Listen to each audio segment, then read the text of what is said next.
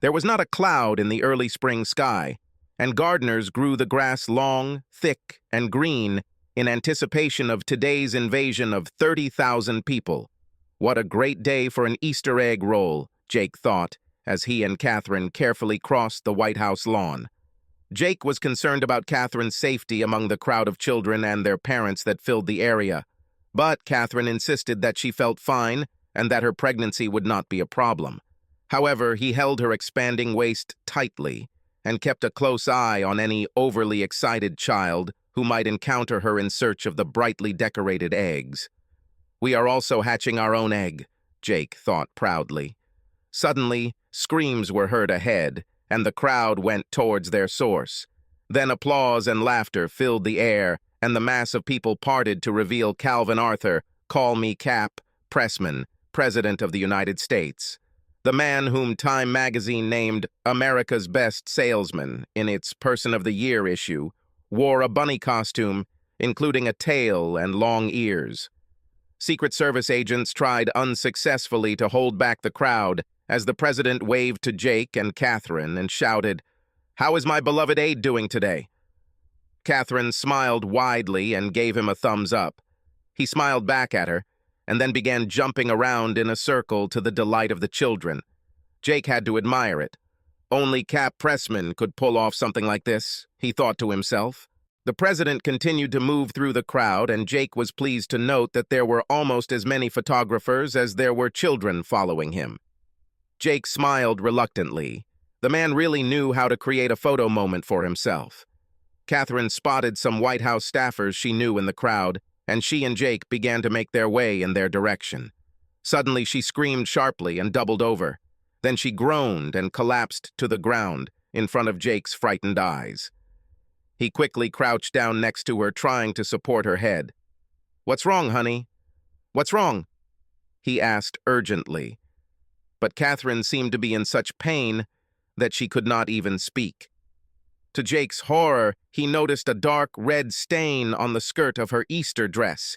In fear and anguish, Jake raised his head and began screaming madly, "We need help! We need a doctor!" The crowd that had gathered around them suddenly parted like the Red Sea before Moses, and the president himself stood over them. The big man turned to the black-suited Secret Service agent and barked, "Take her to the helipad! Launch the C unit and tell them I want her taken to Johns Hopkins. Do it now!" he ordered. As if by magic, 3 more agents suddenly appeared around Catherine. Pushing Jake aside, they picked her up and began running through the crowd, with Jake trying to keep up. The journey across the South Lawn seemed like an eternity to Jake, but in fact, they covered the distance in less than 3 minutes, even with the crowds of people filling the lawn. The large rotors of the Sikorsky Sea King helicopter had already begun to spin, and the agents quickly placed Catherine inside. As Jake ran to catch up, a strong arm reached out and literally pulled him into the plane just as the wheels began to leave the ground. He saw Catherine lying on several seats and moved over to her to take her hand. The engine noise died down as soon as the door closed, but Jake still heard the roar in his ears.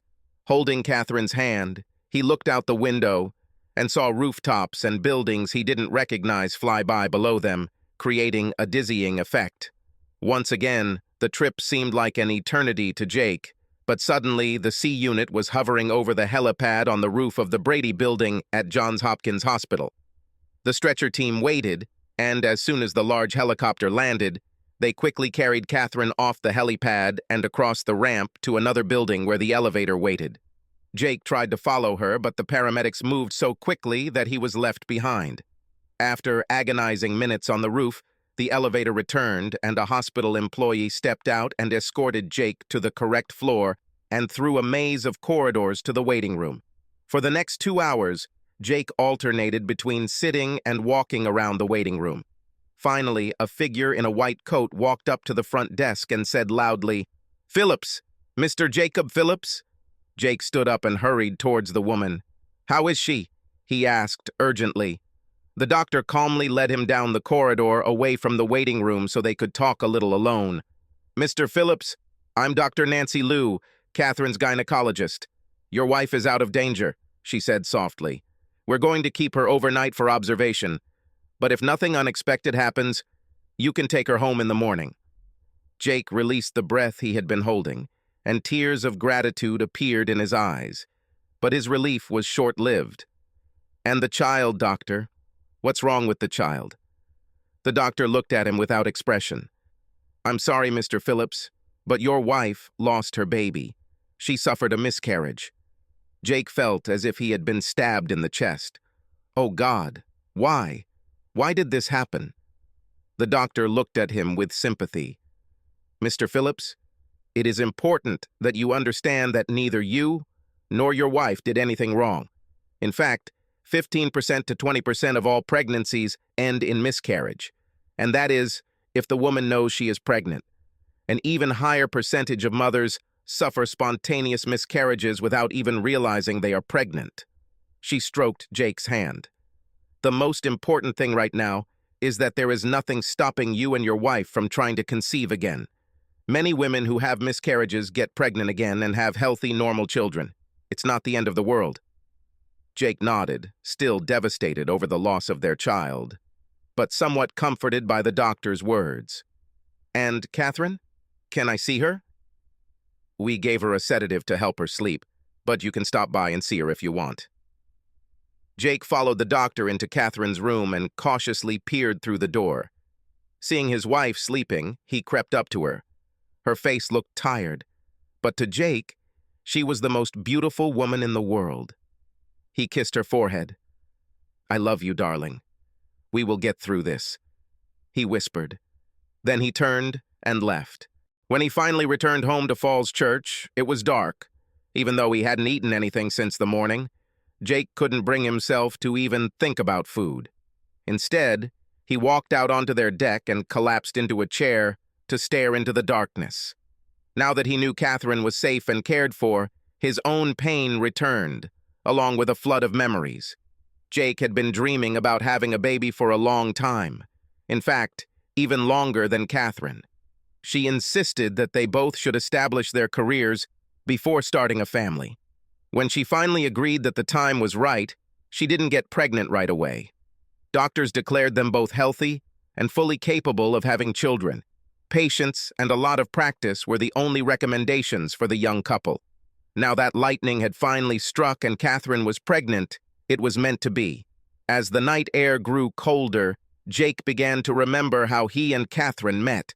He had just received his law degree from the University of Nebraska, but instead of committing himself to a job at a law firm, Jake decided to try out the political process.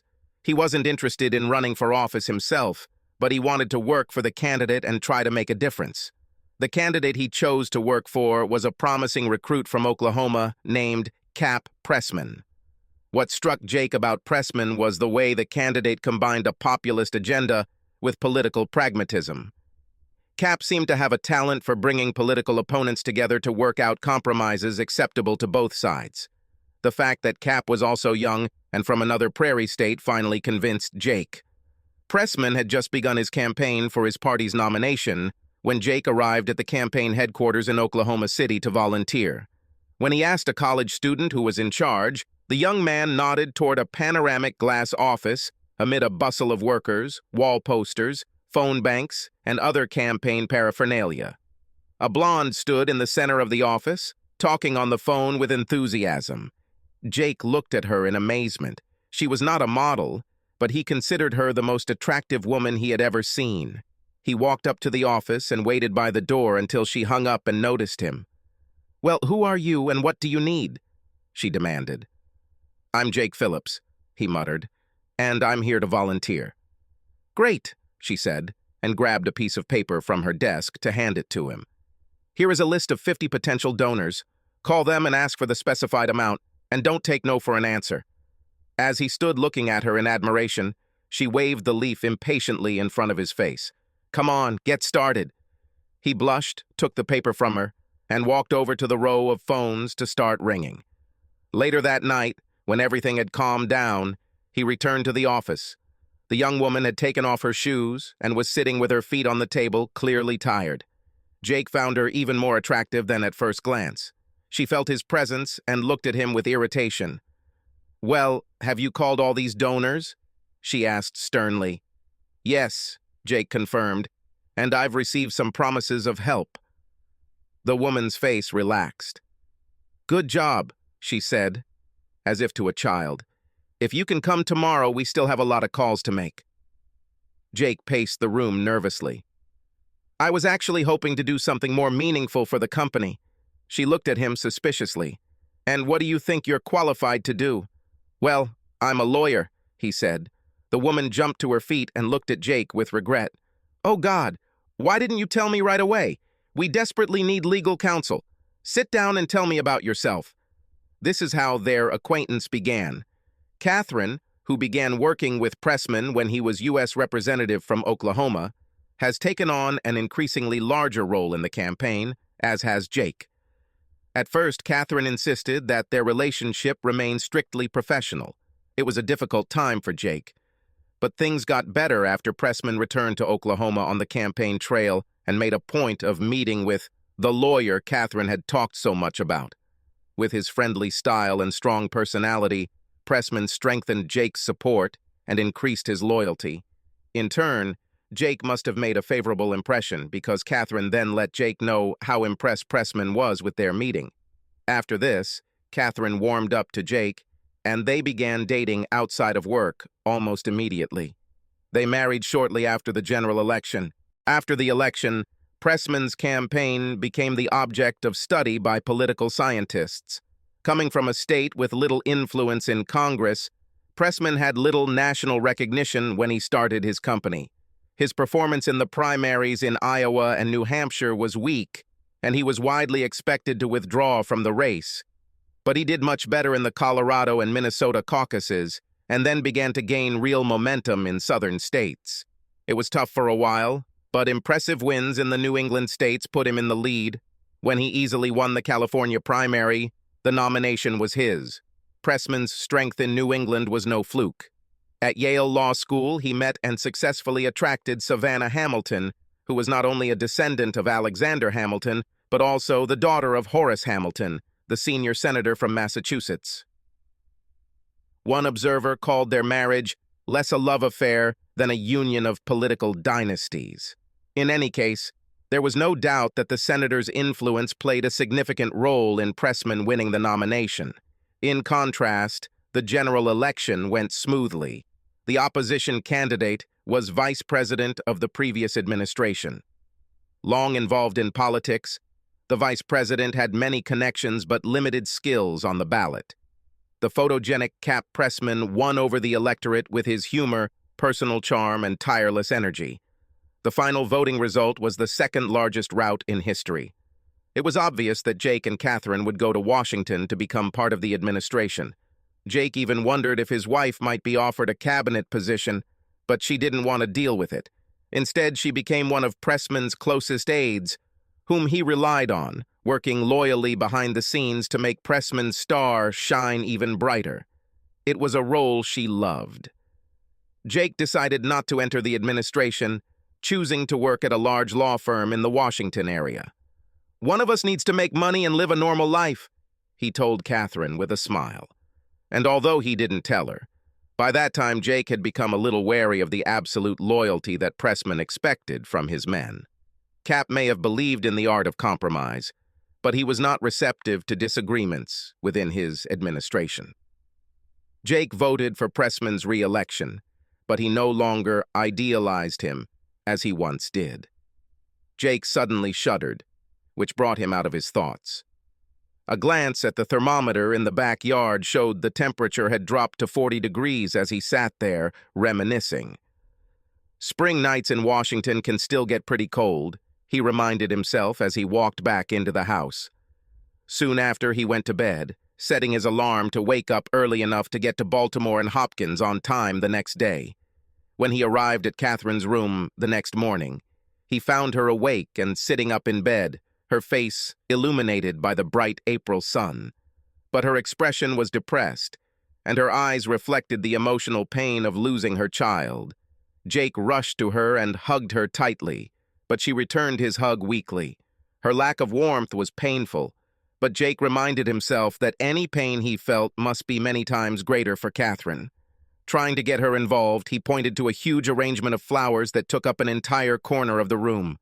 "They are beautiful. Where are they from?" he asked. "From the White House," was all Catherine replied, so Jake walked over to look at the card.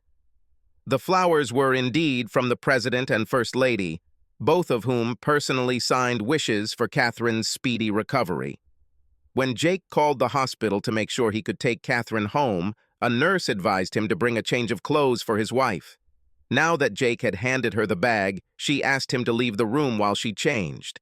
His request stung Jake, but he complied without protest. As he left the room, he met Catherine, the gynecologist, again doing her rounds. "Your wife is recovering well," Dr. Liu assured him, "but there are a few things you need to understand. Losing a child is not only emotionally traumatic for a woman, but also physically traumatic." When she became pregnant, Catherine's body began a complex series of hormonal changes, preparing for pregnancy, birth, and breastfeeding. These changes were abruptly interrupted by the miscarriage and must now begin the reverse process. This process, along with all the emotions she is going through, will make this a difficult time for her. I would advise you to be as patient as possible and supportive over the next few weeks because your wife will really need it.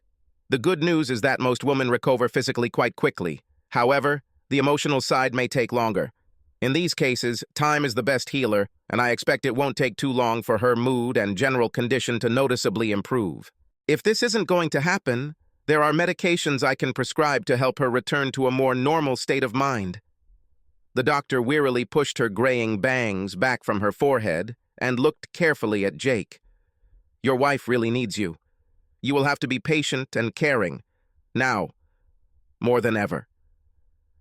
As he drove Catherine home, the doctor's words continued to echo in his head, and he made a promise to himself that he would do everything he could to help his wife heal. The following days were some of the most difficult Jake had ever faced. He still had to deal with his own sadness over the loss of their unborn child, but his natural optimism kept him afloat. He clung to the hope that he and Catherine could try again and maybe have better luck this time. However, with Catherine, it was different. She spent most of the next few days at home in her room, only leaving when absolutely necessary, and when she did, she barely spoke to Jake. A week later, she stated that she had fully recovered and insisted on returning to work. But from an emotional point of view, it was a different story. She performed all her personal and work functions normally, but did so without showing any emotion. She continued to spend long periods alone, brooding, and shied away from his touch every time Jake tried to hug or pet her. As his own sadness subsided, Jake's concern for his wife continued to grow. It was as if the woman he loved had been replaced by an impenetrable, emotionless, and uncaring stranger. His anxiety increased, and he turned to his friends for advice, asking for their opinions and recommendations. They all agreed that Catherine was showing symptoms of depression. Everyone assured him that patience and loving care were his best strategies.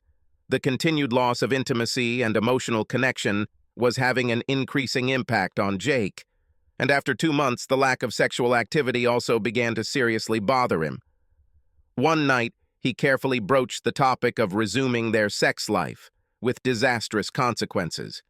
Catherine looked at him in shock and exclaimed, "If I never have sex with you again, I will die a happy woman." She then burst into tears and ran into their room, slamming the door and locking it. Intellectually, Jake knew she didn't mean what she said, but her words still hurt him.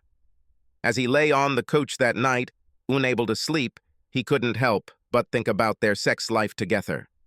Catherine had never been a very passionate woman. Jake's libido had always been stronger than hers. It was disappointing to him that she had a lower level of desire, but he loved her so much that he was willing to accept her for who she was. If nothing else, when they made love, it was almost exciting for Jake.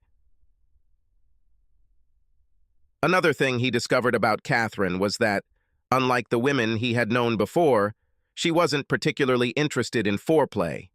All this thinking about sex only increased Jake's frustration, and he decided that he had to take some action. After much thought, he decided to try to make an appointment with Dr. Liu and ask her for help. The next morning, he called Dr. Liu's office and asked for an appointment. He was pleasantly surprised when the nurse came back on the line and said the doctor could see him at the end of the day. When he saw Dr. Liu, Jake wasted no time in immediately laying out his wife's situation as he saw it, describing the list of problems and symptoms he had observed. The doctor nodded as she listened, and when Jake finished, she told him that Catherine's symptoms, while not unprecedented, were on the more extreme end of typical reactions after a miscarriage. "It looks like Catherine is suffering from postpartum depression," she told Jake.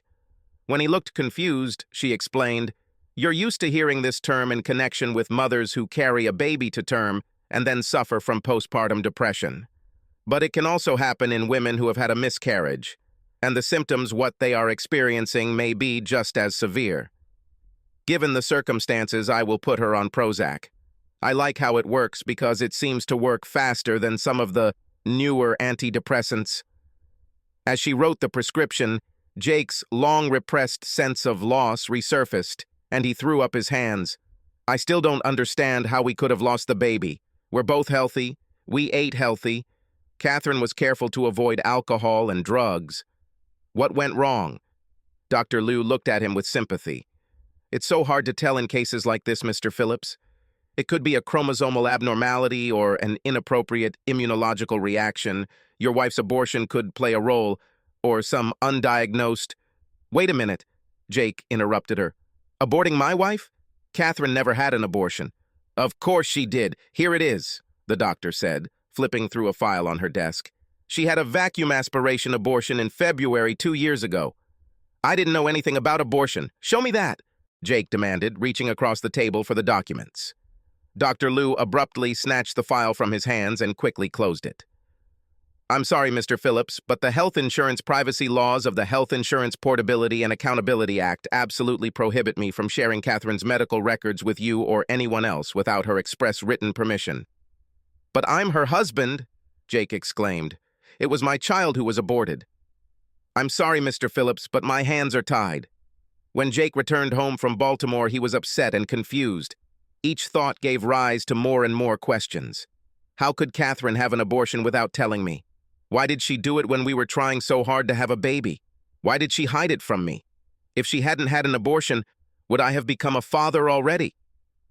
Arriving home, he discovered that he had arrived before Catherine. Always a workaholic, Catherine had started staying longer and longer at work after her miscarriage, and Jake now wondered if she was deliberately trying to avoid him.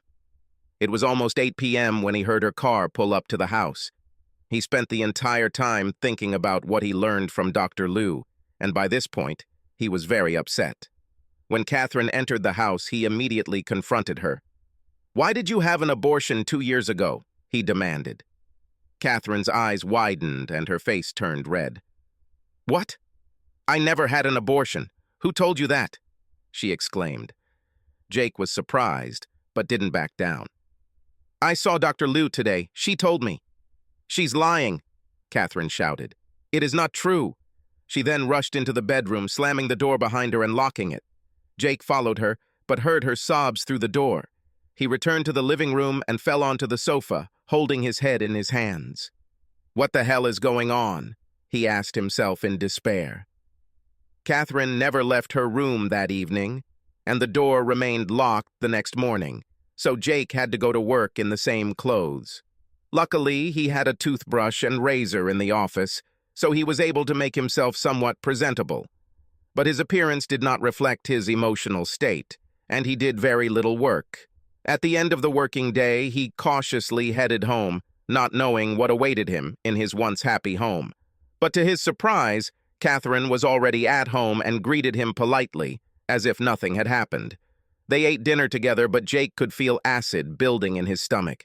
Finally, when he couldn't take it anymore, he began cautiously, "Honey, we need to talk." "There's nothing to talk about," Catherine interrupted him calmly. "I didn't have an abortion, and that's all you need to know. Now, if you'll excuse me, I have some work to do." With that, she stood up from the table, leaving Jake sitting there in stunned silence. Over the next 2 days, Jake tried to raise the issue twice more, only to hear the exact same answer. There was no abortion. Finally, he decided to try a different approach with his wife. "Honey," he began over dinner, "I know you're feeling terrible about the miscarriage. When I saw Dr. Lou, she gave me a prescription that she said would help." When he handed her the recipe, she took it and then looked at him blankly. "Thank you, Jacob, but that's not necessary. I've fully recovered from my depression." With that, she tore up the recipe, threw the pieces into the trash, and went into the living room to read. While Catherine slept next to him late that night, Jake lay unable to sleep, constantly asking himself, "What should I do now?" He still couldn't find the answer. He knew he felt worse than the day they lost the child. In the morning, looking at himself in the mirror, the dark circles under his eyes clearly indicated how little sleep he had slept. Still, he forced himself to get dressed and go to work, if for no other reason than simply because he didn't know what else to do with himself. He ate a sandwich at his desk at noon, but then couldn't remember which one it was. Later, his self-pity was interrupted by his secretary, who informed him that he had a visitor from the White House. Surprised, he asked her to let the guest in, and then stood up and waited at his table, wondering who might have come and why. When the secretary returned, she was accompanied by an attractive woman who seemed to be about his age. She was of average height with dark, short-cropped hair. She was wearing a stylish culotte suit, and Jake couldn't help but notice that she looked very sporty. The woman came up and introduced herself. "My name is Helen Simmons," she said, extending her hand to Jake. "I'm from the U.S. Secret Service." Jake motioned for her to sit, and then politely but curiously asked, "How may I help you, Miss Simmons?" "Mr. Phillips. I am seconded to the First Lady, and I am here on her behalf. Mrs. Pressman would like to meet with you today if possible." Jake was so stunned that he rudely blurted out, "Why does the First Lady want to see me?" The agent smiled and replied, "The First Lady should tell you that, sir, not me." Jake looked at her warily. When would she like this meeting to take place? The agent smiled again and said, "Now, if possible, sir, or as soon as you can. I have been instructed to wait for you and take you to the White House." Jake was puzzled by this strange turn of events, but decided he had nothing to lose by agreeing to accompany the Secret Service agent. After telling his secretary where he was going and seeing her eyes widen at the mention of the White House, Jake was ushered onto the sidewalk where a black Escalade was parked. Agent Simmons got behind the wheel and motioned for Jake to take the seat next to her. As they slowly made their way through Washington's traffic jams, the agent looked at Jake and said, "Let me express my condolences for the loss of your child." Surprised, Jake thanked her and then asked, "So you know about this?" "Yes, sir. I was on duty on Easter Monday. I was one of the agents who carried your wife to the helicopter." "Oh, I didn't know," Jake said awkwardly. "I mean, I didn't really pay attention to anything else. Anyway, thanks for everything you did to help us." "It's okay, sir," she said in a professional tone. She then looked at Jake and added, "Besides, I hope to be a mother someday too." "You have a husband?" Jake asked, and then wondered if he had said something wrong. But the agent smiled at him and shook her head. "No, I'm still searching. I thought I found the right one once, but he turned out to be frivolous. But that's okay, I'll find my happiness." At that point, they turned onto East Executive Avenue, and, after Agent Simmons showed her credentials at the gate, they were allowed to drive up to the East Wing entrance. Simmons led Jake upstairs to the second floor, where the First Lady's office was located. Approaching the mezzanine, the agent knocked lightly on the door and then let Jake inside. There, he found the First Lady busy at her desk. She stood up and walked around to shake his hand. "Mrs. Pressman," he said, bowing slightly. She smiled graciously and led him to the sofa and chairs on one side of the work area. "We'll be more comfortable talking here," she said. As they sat down, her expression became more serious. "How is your wife, Mr. Phillips?" she asked softly. "Has she recovered from her loss?" Jake hesitated, not sure how to respond given everything that had happened. In the end, he took the easy way out and said, "She's doing as well as can be expected, ma'am. Thank you for asking." The First Lady nodded and then looked closely at Jake. "What about you, Jake? How are you feeling?" To his surprise, Jake's throat felt tight, and he tried to cover it up with a small cough. "It wasn't easy, ma'am. I really wanted to be a father." She reached out and lightly stroked his arm. "Men are always supposed to be strong and silent. It's easy to forget that they have feelings too." Jake nodded gratefully, not knowing what else to say. She pointed to the coffee set on the table in front of them and asked Jake if he would like to join her for a cup of coffee. He agreed, grateful for the opportunity to keep his hands busy. After she poured them both, Mrs. Pressman took a sip and, looking over the rim of her cup, asked Jake, "So, what do you think of my husband?" Jake froze, holding the cup halfway to his mouth, desperately trying to figure out how to respond. In the end, he chose a cautious answer. "As you know, I volunteered for his first presidential election," he said. The First Lady glared at him. "Yes, and I know you didn't volunteer for his re-election. Either way, you didn't really answer my question." Jake took a sip from his cup to give himself more time to think, but still felt unsure of what to say. In the end, he decided to be sincere. "The president has achieved some remarkable accomplishments, Mrs. Pressman," he said. "He overcame a budget impasse in Congress when no one thought it was possible, and I think he handled the crisis in Southeast Asia well." Mrs. Pressman listened intently. "But," she pushed. Jake sighed to himself. "But it bothers me that lately it's all about Cap Pressman and not the country. I think he's acting more like a king than a president, like he's promoting a cult of personality. There's even talk of repealing the 22nd Amendment so he could be running for a third term, and they say the president is pushing it behind the scenes. All of this makes me feel uneasy." He placed the cup on the table and leaned back, waiting for her reaction. "Very interesting," replied his interlocutor. She took another sip of her coffee and then looked at him again. "What are your views on marriage, Jake? Do you agree with the growing number of young people who seem to want to live together permanently without officially getting married? And for those who do get married, what about the trend of looking for relationships outside of marriage?" Jake was taken aback by the sudden change of topic, but this time he had no hesitation in answering. "Mrs. Pressman, I'm probably old-fashioned in this regard. I think that people who live together for years without marriage are afraid to commit, and I believe that commitment is necessary for a successful relationship, especially if the couple plans to have children. And as for all these services for finding extramarital affairs, I think they are pretty low." She put down her cup and looked at him carefully. "Have you ever been unfaithful to Catherine, Jake?" He was clearly offended. "No, ma'am, I haven't, and I never will. Never." "So you've never even been tempted?"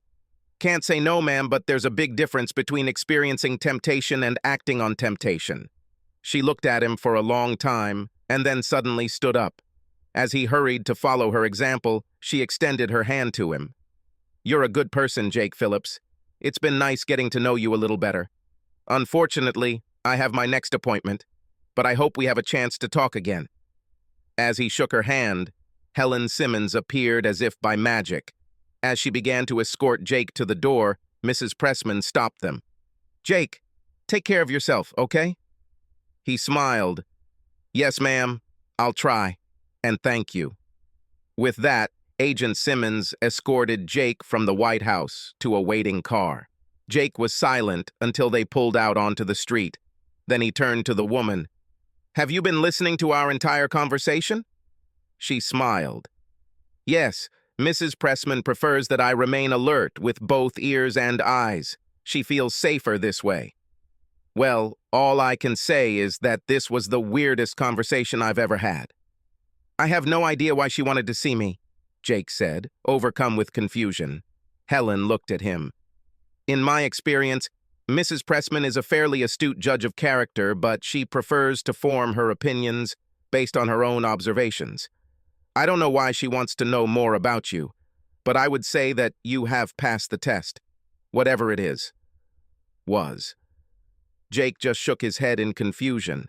Suddenly, his life seemed to spin out of control due to a dramatic turn of events. First, a miscarriage, then Catherine's depression, a shocking revelation from her doctor, and now a sudden call from the First Lady. He felt as if his carefully planned life had suddenly been thrown out of whack. Course.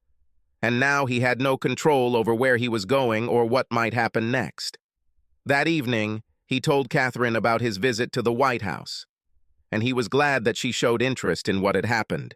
She wanted to know what the First Lady said and why she wanted to meet with Jake, but he couldn't provide any answers to the last question, and Catherine was just as confused as he was.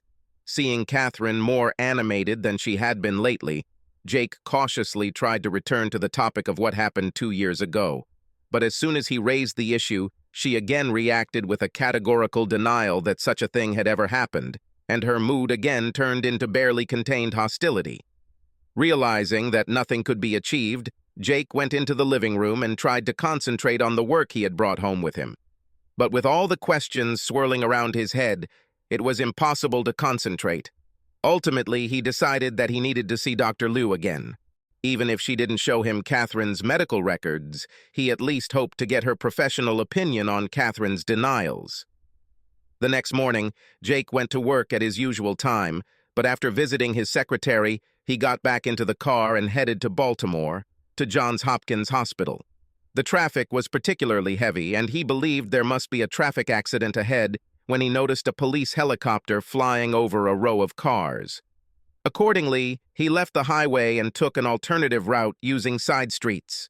Arriving at Johns Hopkins Hospital, he went straight to Dr. Liu's office. But when he asked to see her, the receptionist looked at him with confusion. "Did you have an appointment, sir?" she asked. "No, my wife is her patient. I was hoping she could spare some time for me." "But she's not here," the young woman objected. "When is she coming back?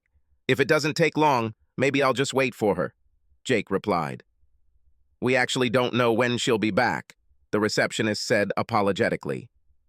"Dr. Liu took a leave of absence. I think she went to China, but I'm not sure. We were simply told to cancel all existing records and not make new ones until we received further instructions." Jake thanked the young woman and turned desperately to leave. "What should I do now?" he asked himself. He felt as if every possible path was blocked from him, and he found himself in a limbo of ignorance and suffering. So preoccupied with his thoughts, he paid no attention to his route and got onto 295 as he normally would to get back to Washington. When he noticed another police helicopter above him, he remembered the reason for his early detour. But this time, although the helicopter seemed to stick with him, he did not encounter any signs of an accident. He must be looking for someone, Jake thought as he pulled into his office garage.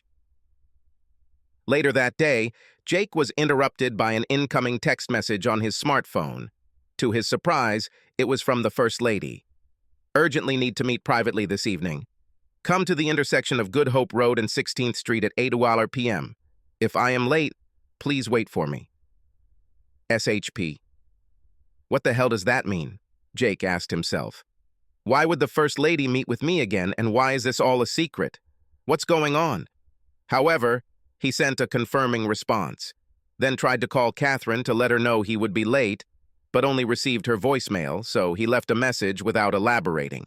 He then tried to occupy himself with the work that had accumulated during his absence, drinking a few cups of coffee at his desk to stave off hunger. When it was time to go to his mysterious meeting, Jake went down to the garage and entered the specified address into the GPS system of his BMW. As he drove, his mind was filled with speculation as to why the First Lady might want to meet him under such mysterious circumstances. The more he thought about it, the less he could come up with any convincing reason. Suddenly, he looked around and assessed his location. The GPS system led him to the heart of Anacostia, one of the most seedy areas of the capital. Why the hell did the First Lady choose such a meeting place? He asked himself, but nevertheless continued driving until he reached an intersection. The intersection of 16th Avenue and Good Hope Road was shifted, and Jake wasn't sure what corner he should wait at. He decided to park on Good Hope in front of several darkened buildings. By that hour, it was dark, and the few working street lamps provided only limited illumination. Jake felt extremely vulnerable sitting in a parked car in that area, so he left the engine running and the doors locked. Every few minutes a car passed through the intersection, but none of them stopped or even slowed down. Otherwise, the streets seemed deserted. There was no sound except the distant hum of a propeller-driven plane. Checking his watch, he asked himself, "How long will I have to wait?" But he knew that he was not going to refuse a meeting with the First Lady, although it was already later than the appointed time. As he sat there, Jake became increasingly aware of how much coffee he had drunk, and soon he began to squirm uncomfortably in his seat. After looking around, he did not see a place where there could be a public toilet, so he decided to steadfastly move it. But after a minute, he realized that waiting was no longer an option. If he didn't want to meet the president's wife in wet trousers, he had to go now. Cursing, he jumped out of the car and walked, bent slightly, into an alley between two dilapidated buildings. He found a spot in the dark shadows behind a pile of trash bags, unzipped his fly, and began to relieve himself. "I'm just like some damn homeless person," he scolded himself, looking around to make sure no one was looking. Just as he finished, a shadowy figure darted across the street and opened Jake's car door. At one point, the man jumped behind the wheel and started the engine. "Hey!" Jake shouted, hastily buttoning his fly. "Get out of my car!" As his BMW began to pull away from the side of the road, Jake turned to run after it, but only managed to take a couple of steps before a body slammed into him, knocking him back into a pile of trash bags. Jake tried to push the body away from him, only to recoil in surprise when his hands touched a woman's breasts. Before he could say a word, a hand covered his mouth and a woman's voice whispered in his ear, "Be quiet and don't move." When the woman loosened her grip, Jake hissed, "My car! He's stealing my car." "Forget about the car," he heard in response. "If I'm not mistaken—" What she was about to say was interrupted by a hissing roar, accompanied by a streak of light that directly hit the driver of Jake's car. There was a powerful explosion, and the woman pounced on top of Jake. Even through her body, he felt the impact of the explosion, which was immediately followed by a wave of intense heat. A large piece of metal flew over his head and hit the brick wall directly above them. When the noise died down, Jake struggled to raise his head, and when he did, he saw that there was almost nothing left of his car except burning wreckage. Looking on in amazement, he saw a burning tire rolling down Good Hope Road. Jake was in shock, but the woman who attacked him was moving with purpose. She grabbed the large metal fragment and lifted it under her arm. She then turned and began to pull Jake along with her. "Come on," she said urgently.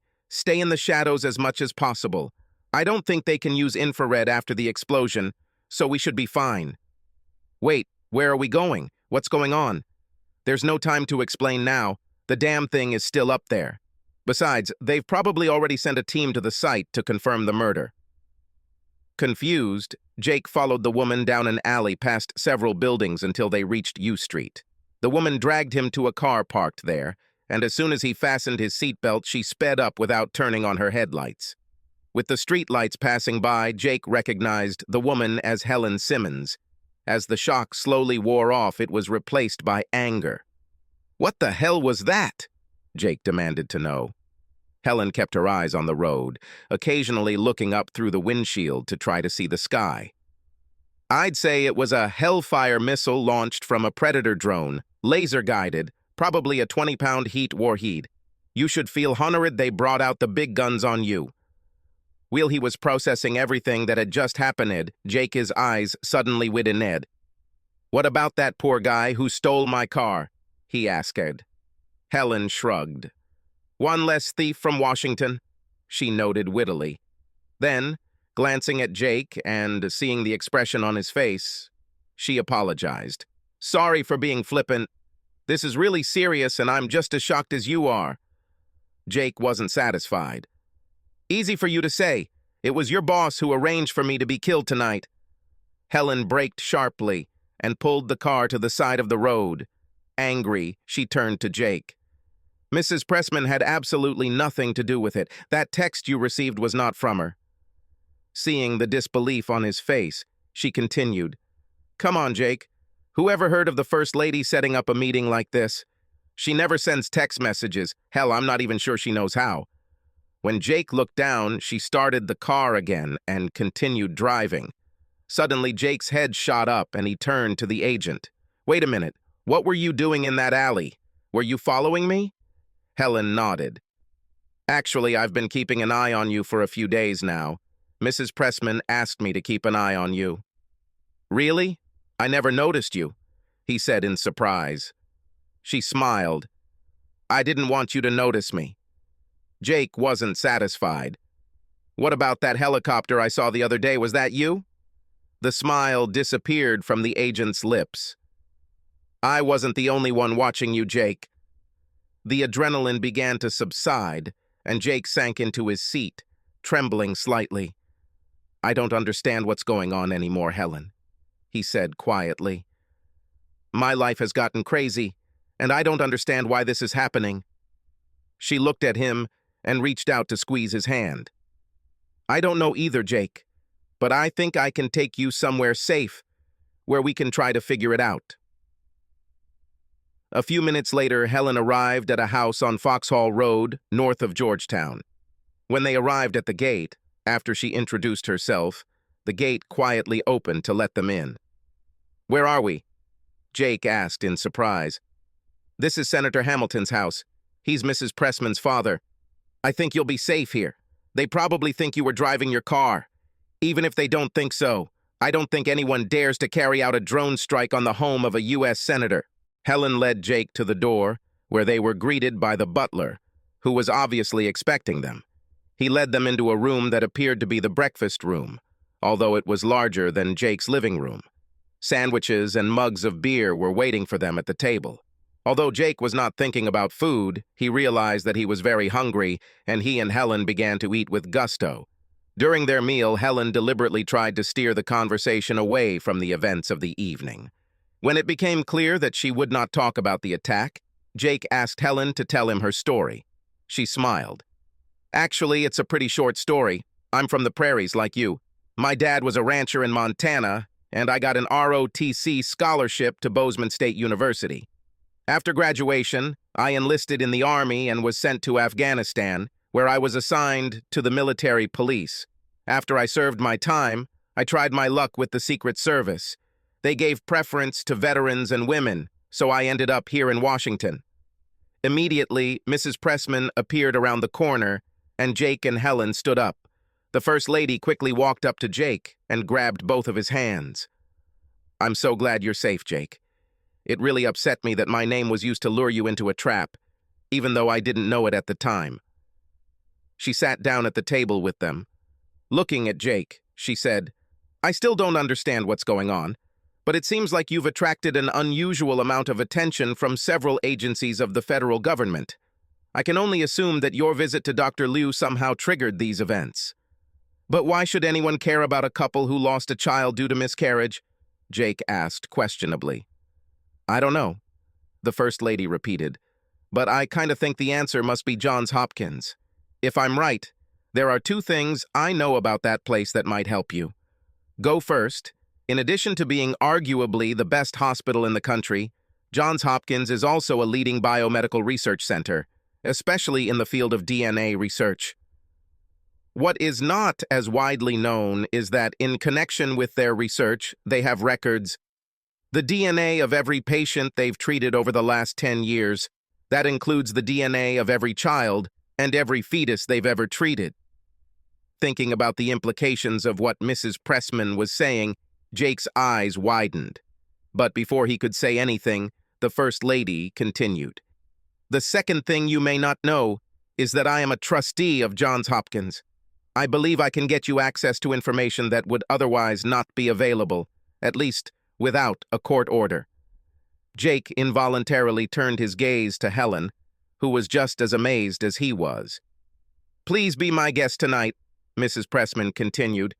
"I think you'll be safe here. Besides, as far as I've been able to gather, the authorities believe you were the driver of the car." She smiled wryly. It will take them some time to collect enough remains to realize their mistake. Jake shuddered involuntarily. Helen, Mrs. Pressman continued, tomorrow I want you to take Jake to the Johns Hopkins Genetic Resource Center. I've already made a couple of calls that should pave the way. Maybe you can find out enough to stop the little war that seems to be playing out on the streets of the county. She smiled at both of them. In the meantime, I recommend that you get a good night's sleep. My father has enough bedrooms that no one will disturb you. They both said goodbye to the First Lady and then headed upstairs to the sleeping quarters. As he began to turn the doorknob to his room, Jake suddenly stopped. "Oh, God, Helen, I'm sorry," he exclaimed. "What are you sorry?" she asked in bewilderment. "In all this madness and confusion, I never thanked you for saving my life," Jake said. With these words, he hugged her. Helen stepped back to look him in the face. "I was just doing my job, Jake," she said seriously. Then her face broke into a smile. "But I really liked it when you felt me up there in the alley," she added, and suddenly leaned over to give him a quick kiss on the cheek. She then turned and walked into her bedroom, leaving Jake standing there in amazement. The next morning, Mrs. Pressman joined them again for breakfast, and while they ate, she had news for them. "I did a little digging this morning. You'll be interested to know that the Washington Post is reporting yesterday's incident as a gas tank explosion," she said with a mirthless smile. "The driver has not yet been publicly identified, but it is significant that your surveillance appears to have been lifted." Helen and Jake exchanged dark glances. The First Lady had more to say.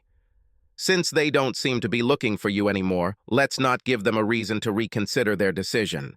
I still think you should go to Hopkins, but let's switch roles for your visit. Helen, I need you to be my assistant this morning. I made a few calls and they're waiting for you at the Genetic Resource Center. Jake, you'll be Helen's driver. You can use one of my dad's cars. I hope it doesn't cause any unwanted attention." After breakfast, Jake put on a dark jacket and chauffeur's cap and, raising his hat, hurried to open the door for Helen, who acknowledged his knighthood with a broad smile. As they set off, Jake looked at Helen, and his face took on a serious expression. "I still don't understand why we're going back to Hopkins or what exactly we're looking for. Do you know?" Helen kept in her circle a large envelope of information that Mrs. Pressman had given her. "Mrs. Pressman has a list of information we should request from GRCF. Hopefully the answers will help us understand what's going on. Let's focus on getting help from the hospital for now, then we'll figure out what to do about it." When Jake finally found the GRCF in the maze of buildings that make up Johns Hopkins, the worn brick exterior hid the advanced work going on inside. A researcher was already waiting for them at the check-in counter. Leading them down a long corridor, he said, "I have been tasked with helping you with whatever you need." When they reached a small waiting room in front of a much larger laboratory, Helen explained that they needed a DNA test on Jake, who looked surprised by this turn of events. Nevertheless, he agreed to have his hair sample taken. But before the researcher could leave, Helen handed him a second bag containing another hair sample. "We'll need to test this sample as well, please.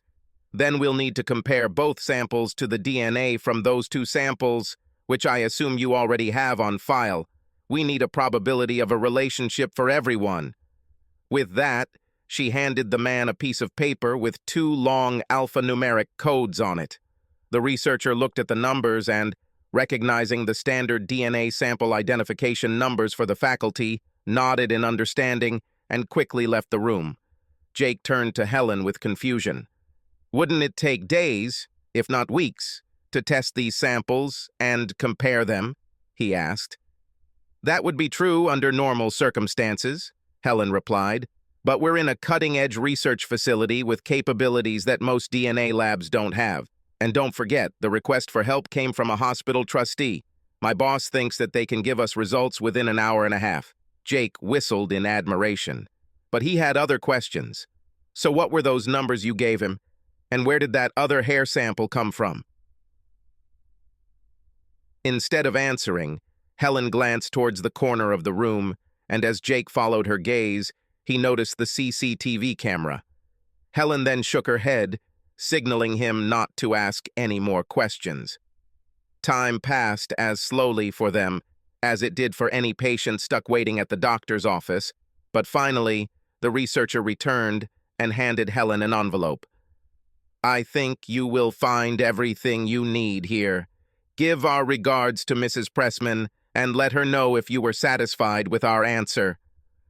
"Oh, we're definitely satisfied," Helen said with a grateful smile, "and we'll be sure to let Mrs. Pressman know about your help." With that, Helen and Jake left the facility and began their trek back to the county. While Jake drove, Helen kept the envelope containing the information on her lap, and although Jake was eager to know the contents, she cautioned him to wait until they were back at Hamilton's hideout. When they finally passed through the gate, Jake and Helen hurried towards the house.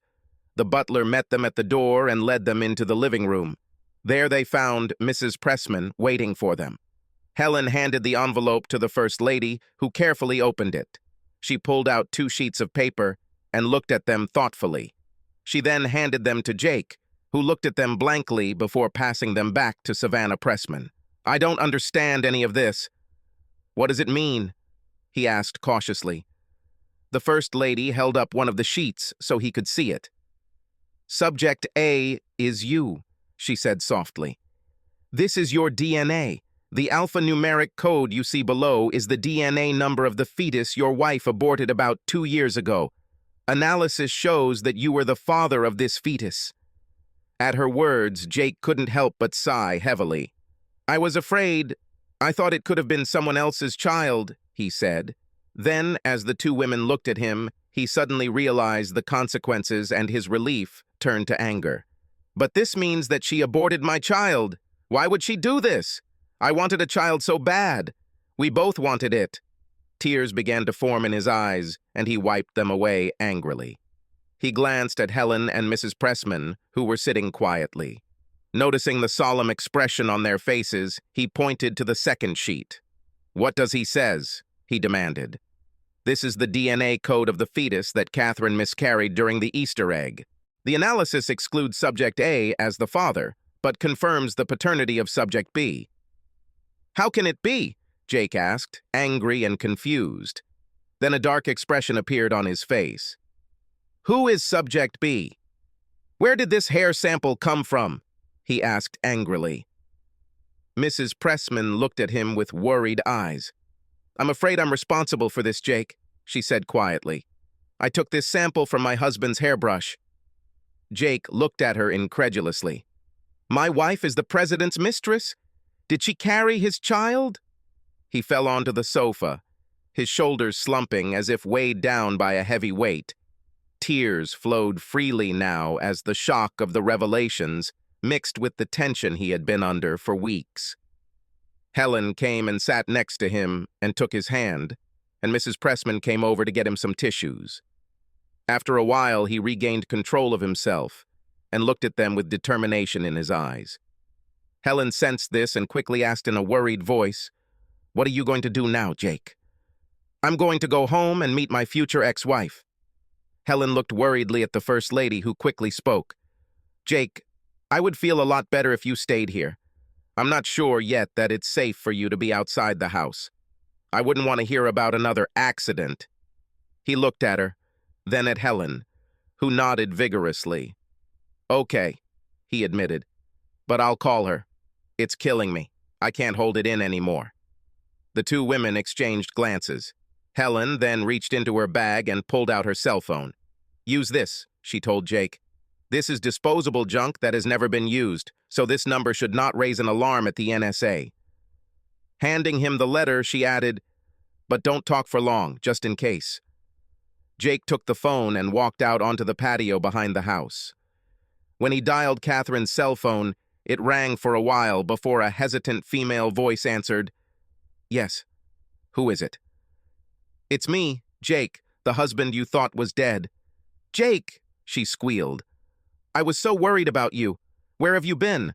I tried to call you, but I only had a recording. I just—" "Stop," Jake roared. "I don't want to go through the couple-in-love routine with you anymore. I know everything about you and your lover. and I know whose baby it was when you miscarried. I also know that it was my child that you aborted 2 years ago." "But Jake," objected Catherine. Jake interrupted her again. "I don't want to hear any more of your lies, and I sure as hell don't want to hear any more excuses. I just want you to know that as soon as I can start filing the paperwork, I will be filing for divorce. Oh, and in case you were wondering, I won't be filing a lawsuit based on irreconcilable differences," he added. "That would be adultery to the fullest extent." "Jake, wait," Catherine begged him. "Don't do anything hasty. We need to talk, please." "Why?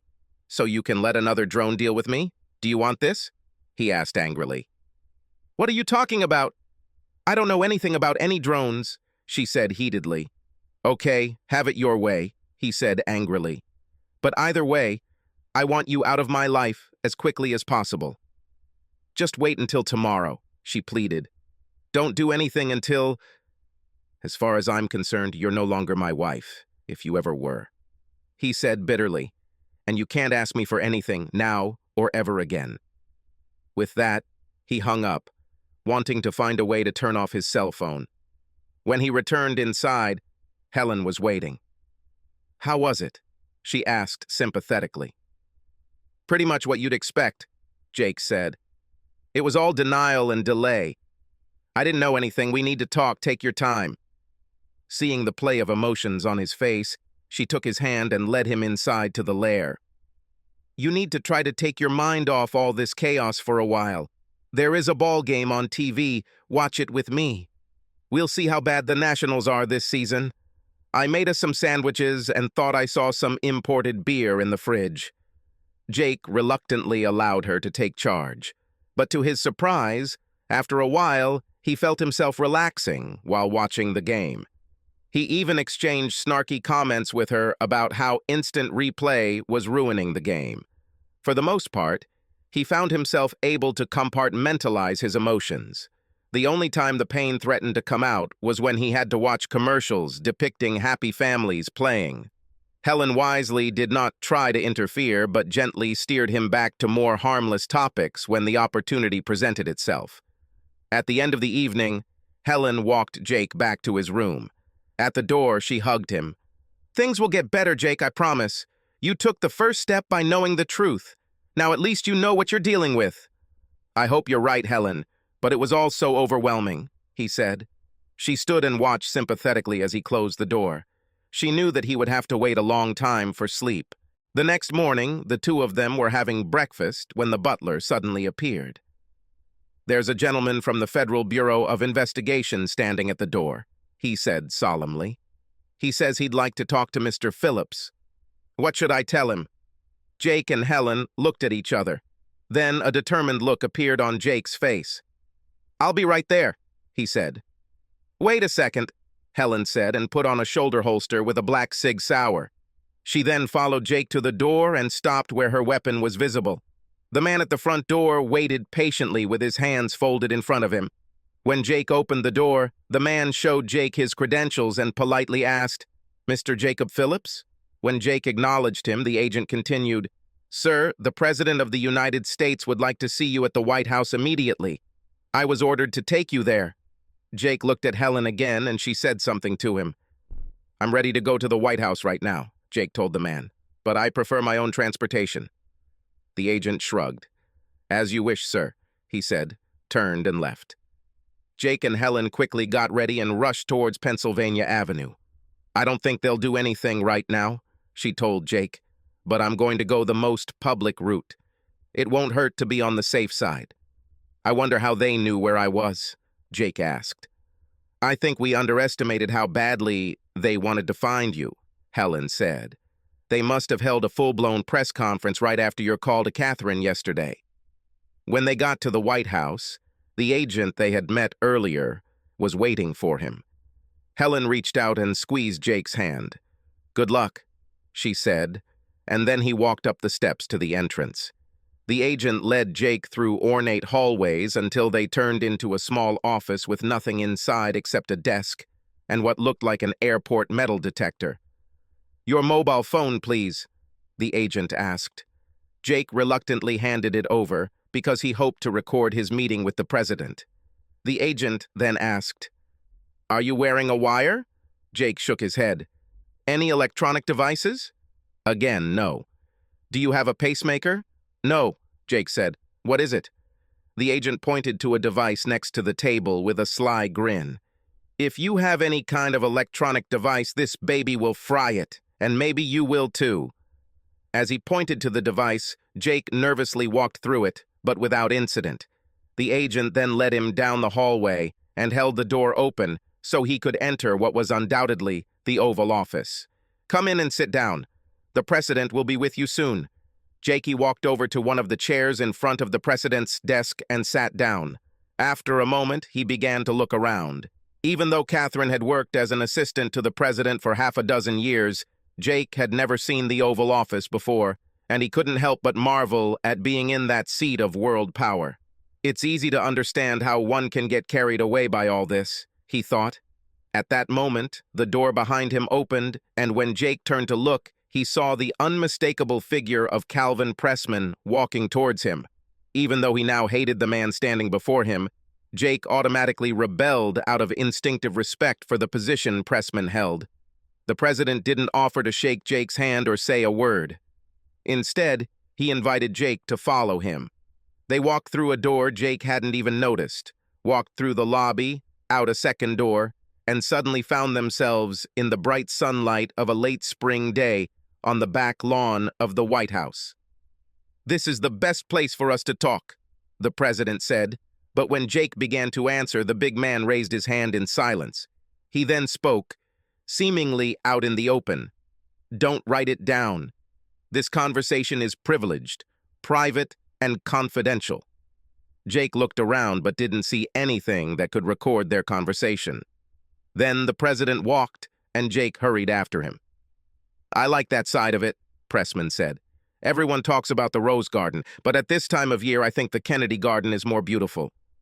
Jake looked at the taller man and said bluntly, "I don't think you called me here to discuss spring flowers, Mr. President." Pressman grinned slightly. "We don't need to beat around the bush with you, Jake." "Well, you're right, of course. I brought you here to talk about Catherine." Jake felt anger boiling inside him. "I know everything about you and Catherine," he said hotly. "You don't know a damn thing." The president spat, but Jake didn't mind. "I know you tried to kill me with a drone strike so you could take her for yourself," Jake replied. The president's anger subsided, and an expression of almost embarrassment appeared on his face. "I'm sorry about that, Jake. It was a mistake. I got upset and said some harsh things about you in the company of the wrong people. I think they took me too seriously." Jake stared at him and then said sarcastically, "Oh, of course I understand. Just like Henry II and Thomas Becket." Seeing Pressman looking at him in confusion, Jake continued, "You know when the king asked his minions, 'Will no one rid me of this annoying priest?'" "Whatever," Pressman replied dismissively. "Anyway, I brought you here to talk about my heritage. I've accomplished almost everything I set out to achieve, and I think history will treat me very well indeed.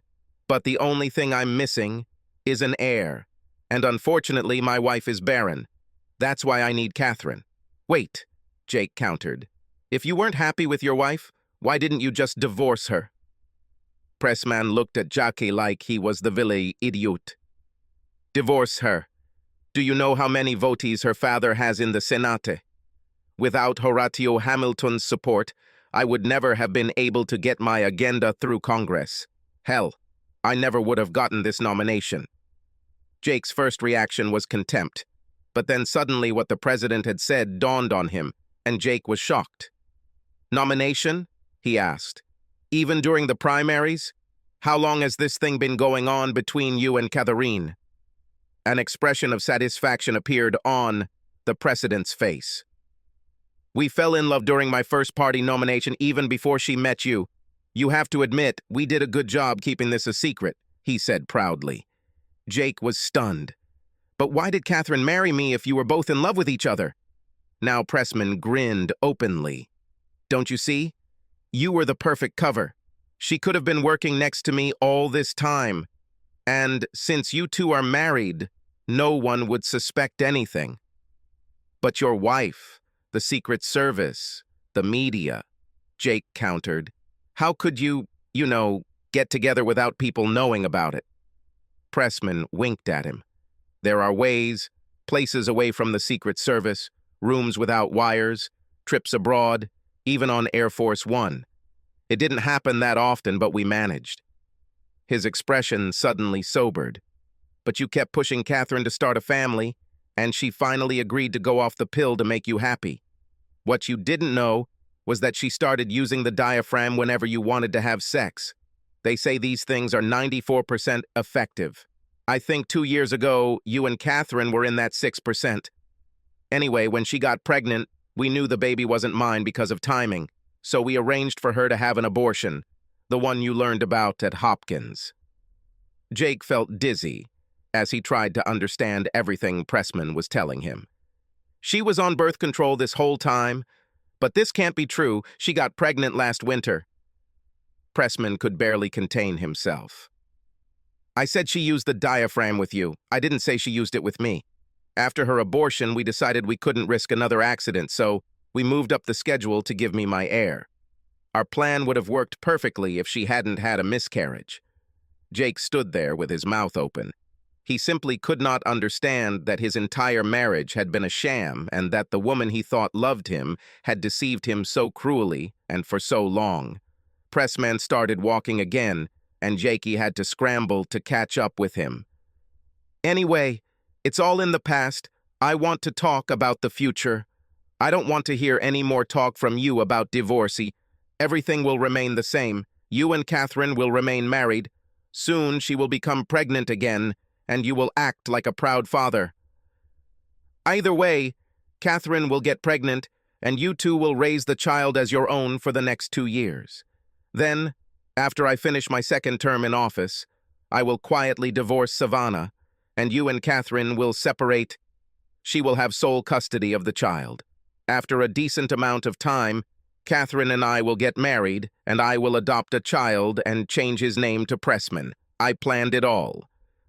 Jake stared at the big guy, wondering if he was crazy. What makes you think I would ever collude with you in this crazy scheme? Why don't I leave today and go straight to the Washington Center? Just tell them the whole story, he demanded angrily. The president gave Jake a piercing look. Over the years, I realized that if you want to achieve something, it is better to use both the carrot and the stick. So tell me, Jake, would you agree with me if I could make your wildest dream come true? What if I gave you the dream of almost every lawyer in the country, as well as a guarantee of financial security for the rest of your life? Now Jake was completely confused and looked at Pressman incomprehensibly. The big guy was now on a roll. He took Jake by the shoulder and pointed toward the south lawn. Look over there through the trees at Constitution Avenue. This is the Ministry of Justice. How would you like your oil portrait to hang there, Jake? The current CEO still wants to retire. How would you like to be my Attorney General? Over the next 2 years, you will be the most senior legal advisor in the country. And when the new president is sworn in, every law firm in the country will gladly hire you at an astronomical salary. Or if that's not the life you want, you could probably become the dean of almost any law school you like. The world would be your oyster. All you have to do is keep everything exactly as it was for 2 more years, and it could all be yours. What are you going to say? Before Jake could respond, a figure emerged from the White House and waved frantically at the president. Pressman nodded and turned back to Jake. I have to go. I made the French ambassador wait for more than 30 minutes. He chuckled slightly. All this would be much easier if I were the president of France. They have a completely different attitude towards matters of the heart than we do in this country. In any case, think about what I suggest. With these words, the big man left for the meeting, leaving Jake standing among the flowers in Kennedy's garden. Then an FBI agent appeared and, after returning Jake's cell phone, led him back through the White House to where Helen was waiting impatiently in the car.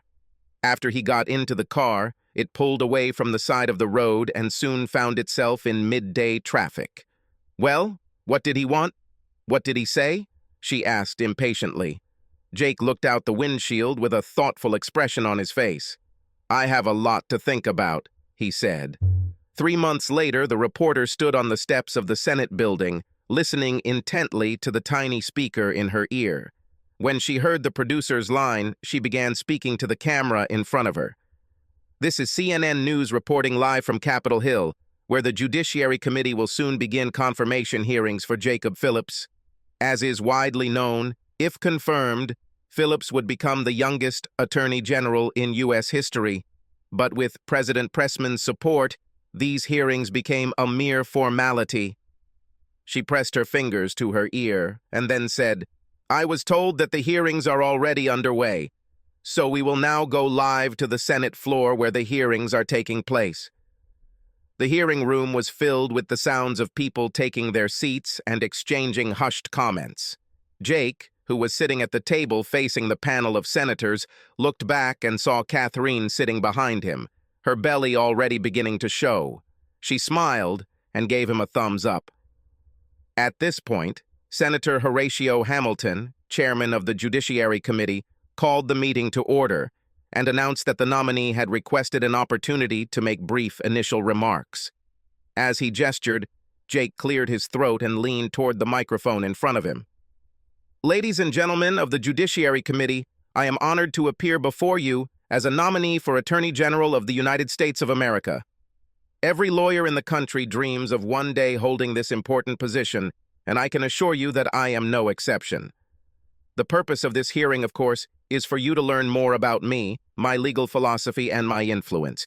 It is this last topic that I would like to talk about now, but instead of legal scholars or political scientists, the influence I would like to mention is the poet T.S. Eliot, and especially his masterpiece Murder in the Cathedral." Jake heard noise in the room, but continued. "As you, of course, know, the play tells the story of the murder of Archbishop Thomas Becket by agents of Henry II, because Thomas disobeyed the will of the king. But the crime was not the play's main focus. Instead, Eliot wanted us to confront the theme of temptation. You see, Becket had options before the murder, some of which could have brought him fame, power, wealth, or security. But Becket rejected them all, declaring that the greatest treason is doing the right thing for the wrong reason. I think Becket and Eliot were right. It is a sin to do the right thing for the wrong reason. And for this reason, I hereby withdraw my candidacy for the position of Attorney General. I do this because my candidacy was not a recognition of merit or ability, and not a cold, calculated bribe that I cannot and will not accept." There was shouting in the room as photographers pushed each other to take pictures. But Senator Hamilton restored order and motioned for Jake to continue. "You are probably asking yourself why I waited so long to reject this nomination, and why I chose such a public forum to do so. The answer is that it was the only way to be sure of what I should do, to say what cannot be suppressed, hidden, or explained. It is vital that I have this opportunity because I hereby charge Calvin Arthur Pressman, President of the United States, with high crimes and misdemeanors." A collective gasp filled the Senate chamber, followed by screams from the media and angry outbursts from many of the senators present. But the chairman once again called for order, and at his signal, the microphones of the remaining senators were turned off. He then calmly encouraged Jake to continue. "Ladies and gentlemen, these are my charges. The president authorized the use of a military drone to attack a U.S. citizen on United States soil. If not for the interference of others, he would have succeeded. The president acted illegally because he maintained an intimate relationship with my wife for a long time, trying to get an heir. When I got too close to the truth about this relationship, he tried to kill me. When this attempt failed, he tried to buy my silence by offering me the post of prosecutor general. Regardless of whatever investigations this Congress makes or whatever decisions it makes on these matters, I will file for divorce from my wife, Catherine, on the ground of adultery, and I will name the president as a co-defendant. These are extremely serious allegations, and you have every reason to doubt their veracity. Accordingly, I now intend to hand over the evidence gathered over the past 3 months to the members of the committee and the ladies and gentlemen of the media. In the first section, you will find irrefutable DNA evidence of a sexual relationship between the president and my wife. In the second section, you'll find the evidence we developed regarding the D.C. drone attack including a photo of the tail of the Hellfire missile that was fired at me in the Anacostia area. As you will see, the serial number and other markings have been preserved, allowing us to pinpoint its source and details of its use. Helen, could you give it away? These envelopes? Helen Simmons nodded and gave Jake a tight smile before she began handing out envelopes. There was an immediate riot as senators and reporters rushed to take one of the envelopes. Jake looked back at his wife, who was desperately trying to avoid the questions of the reporters surrounding her. Then he looked at Senator Hamilton. "Mr. Chairman," he said, "this concludes my opening remarks." The senator looked at Jake and nodded. Then the old man looked into the gallery. Jake followed his gaze and noticed the First Lady standing with her arms crossed at the entrance to the highest level of the room.